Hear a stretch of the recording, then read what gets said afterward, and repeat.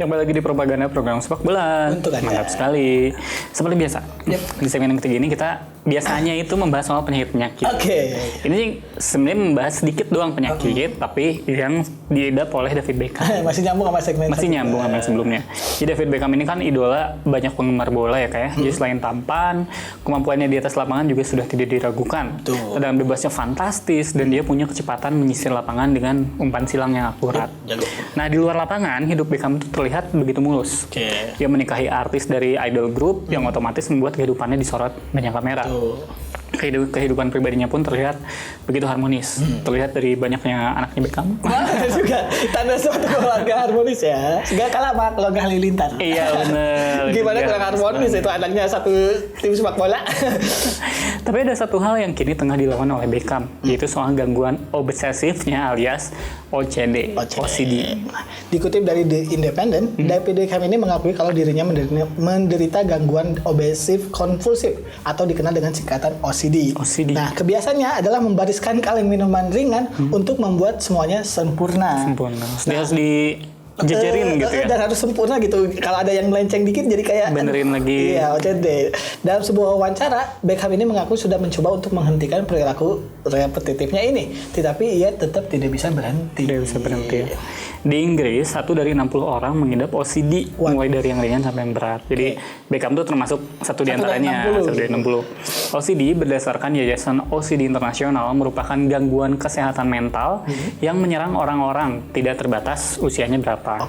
Mereka biasanya ada dalam siklus obsesif dan kompulsif.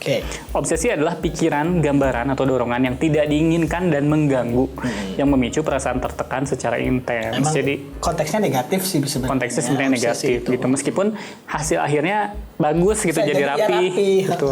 Nah, penderita OCD tidak ingin memiliki pemikiran ini karena menganggapnya gangguan. Obsesi ini biasanya disertai dengan perasaan yang tidak nyaman seperti ketakutan, jijik, ragu, atau ada perasaan bahwa sesuatunya harus dilakukan dengan cara yang tepat. Gitu. Cara yang tepat ya. Kompulsif juga adalah bagian kedua dari obsesi. Kompulsif ini muncul dan digunakan seseorang dengan tujuan untuk menetralkan, melawan, atau membuat obsesinya hilang. Biar hilang ya. Orang-orang dengan OCD menyadari kalau kompulsif ini adalah solusi sementara.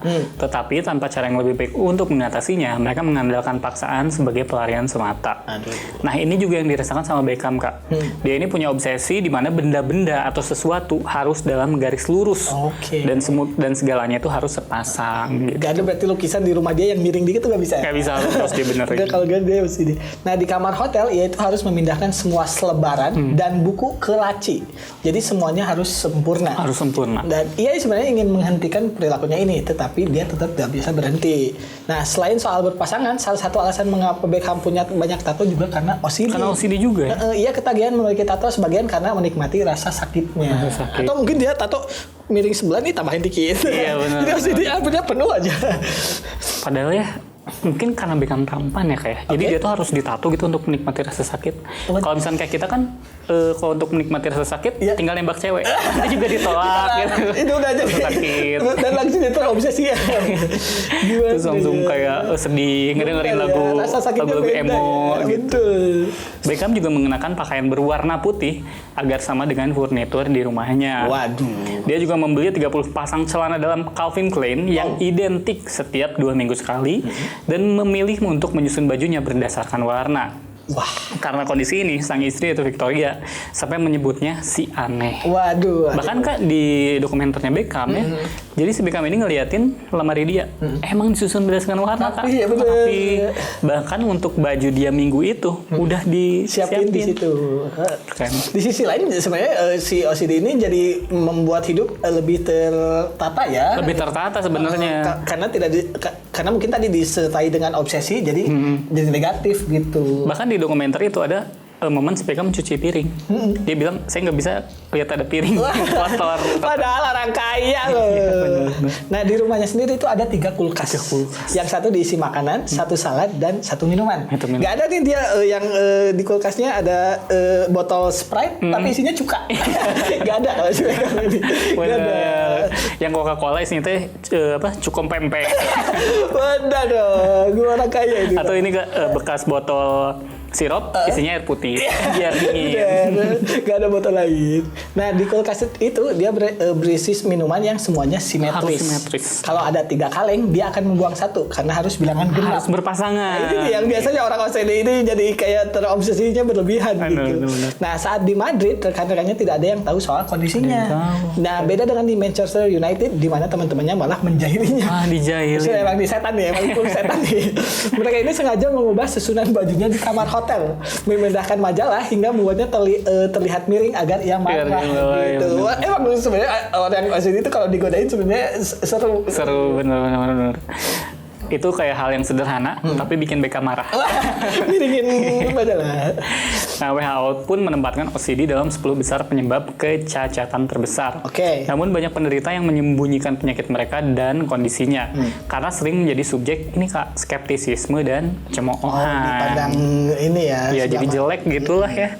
Laki-laki dan perempuan sama-sama terpengaruh dan OCD diperkirakan diturunkan dalam keluarga. Wow.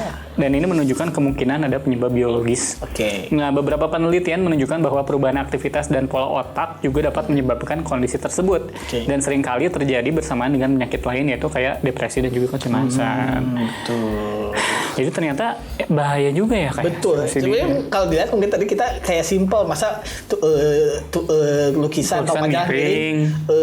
langsung jadi kayak jadi penyakit. Padahal mungkin si orangnya bisa jadi ketika ninggalin itu jadi depresi. Iya itu jadi apa berlebihan gitu. Bener, jadi buat kita biasa tapi buat yang OCD ini bisa jadi luar biasa gitu. Dan harusnya itu tidak menjadi bahan cemoohan lah gitu ya kayak. Kata-kata biasa gitu doang. Nah, itu biasanya juga yang ngaruh ke mentalnya ya. Ngaruh mentalnya. Aduh menarik ya kayak pembahasan kita soal satu episode ini full soal David Beckham. Mulai hubungannya di sama Victoria, pindahannya ke Amerika sampai ternyata mengidap OCD. Itu tadi pembahasan kami di episode yang kali ini. Buat Anda yang ketinggalan, Anda bisa mengaksesnya di YouTube-nya iChannel TV. Nah, jangan lupa untuk terus menyaksikan propaganda program Sepak Bola untuk Anda hanya di iChannel setiap hari Minggu pukul 8 malam. Saya Alika dan segenap yang bertugas undur diri. Wassalamualaikum warahmatullahi wabarakatuh. Salam olahraga. Salam David Beckham. Ayo ke psikolog. Ayo ke psikolog.